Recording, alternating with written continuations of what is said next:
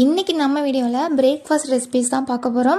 பசங்களுக்கு 2 மாதம் summer holidays விட்டு இன்றைக்கி தான் ஸ்கூல் ரீஓப்பன் பண்ணுறாங்க.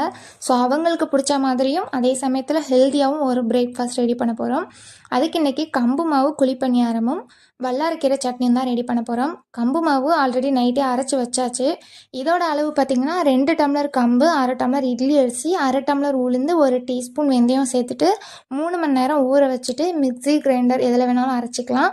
அரைச்சி ஓவர் நைட் இதை புளிக்க வச்சு எடுத்தோன்னா மறுநாள் பணியாரம் தோசைன்னு எது வேணாலும் செஞ்சுக்கலாம். இப்போ இதுக்கு சைடுக்கு வல்லாரக்கீரைக்கு நம்ம தேவையானதெல்லாம் கட் பண்ணியாச்சு.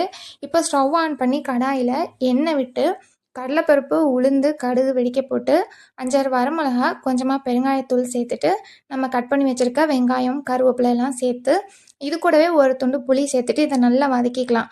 நல்லா வதங்கினதுக்கப்புறமா நம்ம கட் பண்ணி வச்சுருக்க தக்காளி, தேவையான அளவு உப்பு சேர்த்து அதையும் வதக்கி அது கூடவே வல்லாரக்கீரை, புதினா, கொத்தமல்லி சேர்த்துட்டு எண்ணெயில் நல்லா வதக்கிக்கலாம்.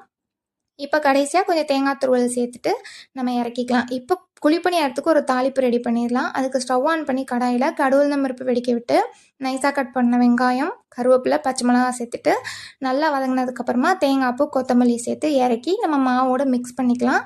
இதுக்கு தேவையான அளவு உப்பும் சேர்த்துட்டு இதை நம்ம ரெடி பண்ணி வச்சிடலாம். இப்போ பணியாரக்கல் அடுப்பில் வச்சு எண்ணெய் விட்டு பணியாரம் ஊற்ற ஆரம்பிச்சிடலாம். பணியாரம் மேலேயும் நல்லா எண்ணெய் விட்டு இதை ஒரு சைடு வெந்ததுக்கப்புறம் இன்னொரு சைடு திருப்பி விட்டு எடுத்தோன்னா சூப்பரான டேஸ்டியான ஹெல்த்தியான பணியாரம் ரெடி. இந்த மாதிரி ஹெல்த்தியான பிரேக்ஃபாஸ்ட் குழந்தைங்களுக்கு செஞ்சு கொடுக்கும்போது அவங்களும் விருப்பப்பட்டு சாப்பிடுவாங்க. இன்றைக்கி இந்த ரெசிபி முடிஞ்சுது. நாளைக்கு இதே மாதிரி வேறு ஒரு பிரேக்ஃபாஸ்ட் ரெசிபியோட நாளைக்கு வீடியோவில் பார்க்கலாம்.